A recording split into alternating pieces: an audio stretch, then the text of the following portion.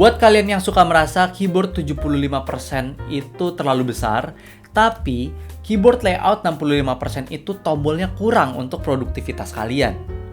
Nah, keyboard yang satu ini bisa jadi jawabannya. Karena keyboard ini layoutnya special banget. Mungkin bisa jadi satu-satunya di Indonesia untuk saat ini. Keyboard apa itu? Langsung aja kita review. Rionix XO723. Halo good people, gua Jezi, dan seperti intro tadi, kita akan ngebahas Rionix XO723 ini. Keyboard yang menurut gue sampai saat ini layoutnya masih nggak ada lawan. Tapi disclaimer dulu, karena review kali ini akan sangat bersifat subjektif. Karena alasan gue membeli keyboard ini juga sangat subjektif gitu. Jadi langsung aja kita bahas keyboardnya, let's go. Jadi keyboard ini namanya Rionix XO723. Rionix itu kayaknya anak turunan dari Sades. Jadi kalian bisa melihat bahasa desain yang cukup gaming juga dari Rionix XO723 gini. Nah, dari segi build quality, untuk keyboard plastik ini lumayan oke, karena gue merasa plastiknya itu cukup tebal dan kokoh. Produknya juga cukup berat, karena biasanya berat tuh membuat rasa kalau keyboard ini bukan keyboard murahan. Karena memang sebenarnya keyboard ini tidak murah gitu. Terus dari desainnya juga gue cukup suka karena banyak banget aksen tegas yang menunjukkan kalau sebenarnya keyboard ini mungkin ranahnya lebih ke keyboard gaming. Dia ada aksen di sebelah kiri, kanan, dan belakangnya. Aksen coakan dari pola top case-nya. Dia juga ada LED mengelilingi dari kanan kiri belakang yang warnanya cukup terang tapi tidak begitu distracting. Jadi aman aja. Oke, emang bagus untuk aksen. Di bagian belakang atas kanan itu ada colokan USB-C. Di bagian belakang itu ada aksen gaming lagi yang biasa aja sebenarnya. Terus dia ada 4 rubber feet, ada kakinya yang bisa kita atur, ada 2 level ketinggian. Gue biasanya langsung pakai di level paling tinggi sih biar lebih miring banget aja lah gitu, lebih miring banget. Terus ada tempat untuk naruh dongle 2,4 GHz-nya. Ya di sebelah kiri ada switch untuk tri-mode connection-nya, ada Bluetooth wired 2,4 GHz, dan yang di sebelah kanan itu ada switch untuk on-off keyboardnya. Terus kita naik ke bagian atas, ini yang menjadi sangat spesial dari keyboard ini. Kenapa? Karena layoutnya guys. Setelah gue cari-cari di marketplace, belum ada keyboard resmi dijual di Indonesia dengan layout yang seperti ini. Layoutnya itu 65% exploded, tapi di sebelah kirinya itu ada tambahan 5 macro key. Yang mana ini untuk gue personal sangat membantu produktivitas gue. Kenapa? Karena untuk layout 75%, ya produktivitas gue tidak membutuhkan F-row key lah. Gue juga tidak memainkan game yang membutuhkan F-row key begitu banyak. Atau bahkan belakangan ini gue juga main game cozy juga pakai controller gitu. Jadi emang keyboard ini purely untuk ngetik, untuk ngedit. Tapi gue juga merasa di produktivitas gue itu membutuhkan shortcut untuk mempermudah dan mempercepat proses produktivitas gue. Kayak misalkan di Photoshop kalian bisa pencet Alt F5 untuk content aware fill. Kalian juga kalau misalkan mau ngerekam, mau recording game juga kan biasanya kalian pencet Windows G atau Windows Alt G. Terus kalau kalian mau screenshot, kalian juga harus pencet Windows Alt Screen. Itu adalah shortcut yang gue pikir itu membutuhkan waktu lebih panjang untuk dihafal, tidak praktis, tapi gue membutuhkan fitur-fitur tersebut gitu untuk gua gunakan gitu. Makanya Rionix XO723 ini menjadi pilihan gua karena dia punya 5 tombol makro di sebelah kiri yang juga sebenarnya pas pertama beli dia kosongan aja gitu, dan tombol makro ini harus kita set sendiri di aplikasinya XO723. Ya, keyboard ini belum support via NQMK, tapi I think nggak apa-apa karena softwarenya juga udah cukup informatif dan juga bisa berfungsi sebagaimana semestinya gitu. Oh iya, hampir lupa, keyboard ini juga udah south facing hot swappable 5 pin. Jadi kalau kalian mau custom keyboard ini udah enak banget, dan kalau misalkan mau pakai cherry profile juga udah nggak akan kena interference lagi. Oke, kalau dari switchnya sendiri, di sini gue pilih varian yang pakai Jeweek Ultimate Black Smoky Switch gitu. Nah, ini spesifikasi lengkapnya.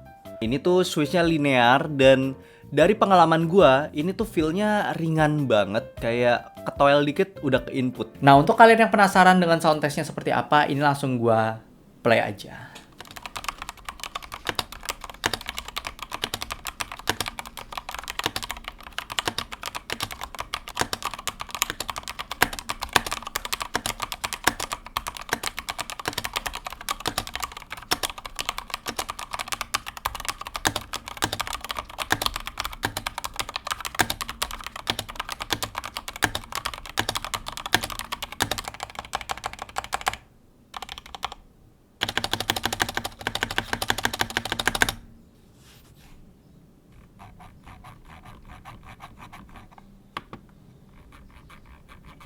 Jadi untuk awal-awal gue banyak banget penyesuaian, apalagi jari gue, tangan gue harus geser sedikit lebih ke kanan karena ketambahan makro di sebelah kiri itu.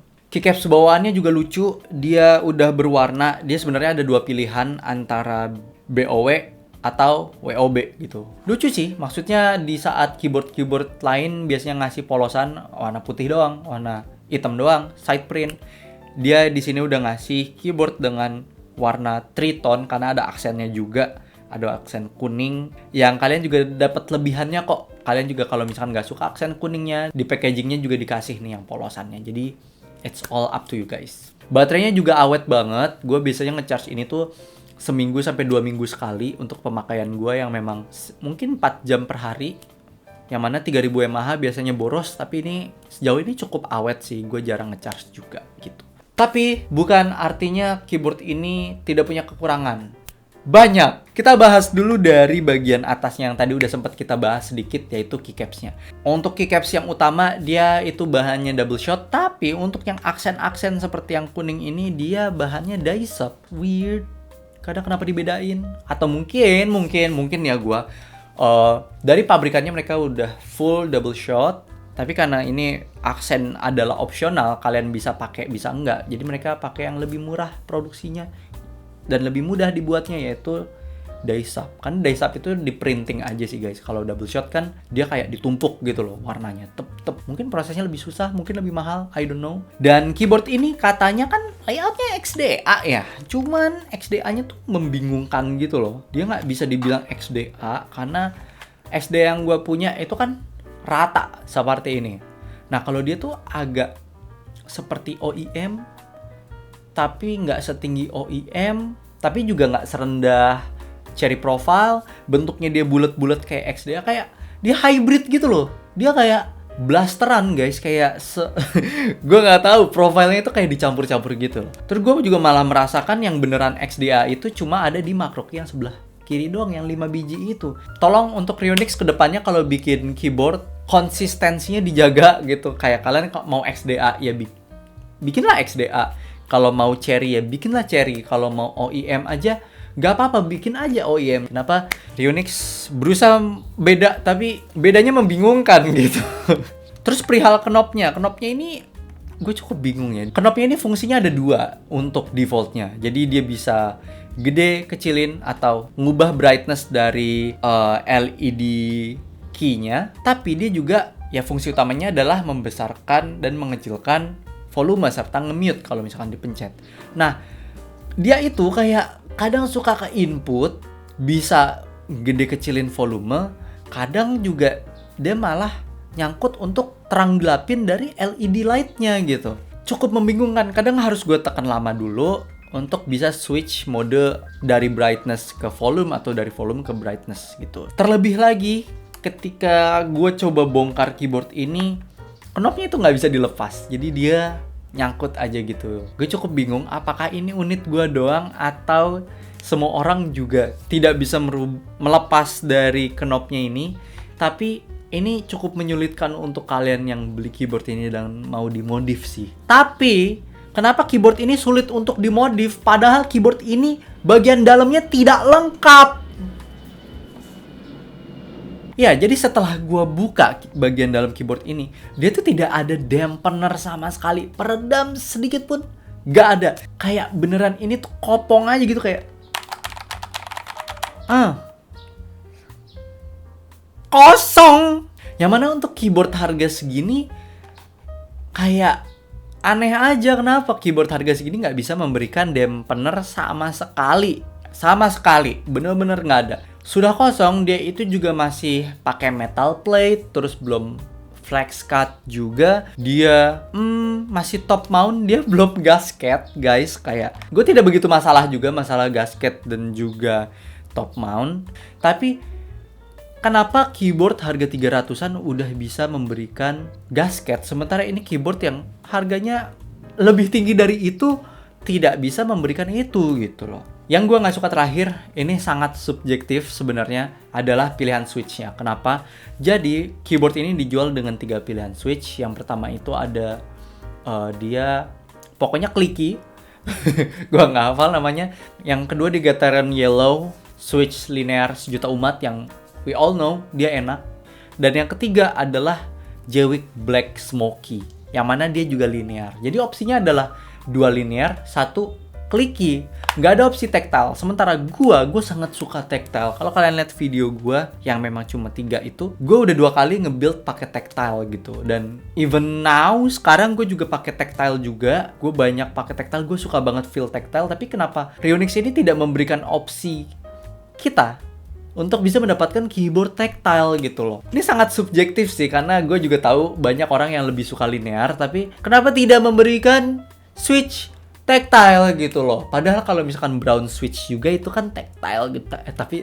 Tapi jangan brown switch juga gitu loh. Tapi pokoknya berikanlah kami opsi tactile gitu. Oke, jadi segitu aja video review Rionix XO723 ini. Oh ya, gue belum ngasih tahu harga. Harga dari keyboard ini 600 ribuan, yang mana menurut gue itu cukup tinggi karena ada lawannya itu, ada Vortex series mono series, ada juga Ajas AK820, ada juga Leobok HI75C, ya dia barebone tapi barebone aluminium di bawah 500 ribu untuk yang wired. Banyak lawannya dia sekarang gitu. Untuk kalian yang butuh makro di sebelah kiri, sebenarnya keyboard ini juga ada lawannya dari Royal Clutch. Gue lupa serinya apa, tapi yang ini aja gue tunjukin. Ya, tapi balik lagi Royal Clutch ini dia 75% plus makro, which is 75% tambah gede lagi.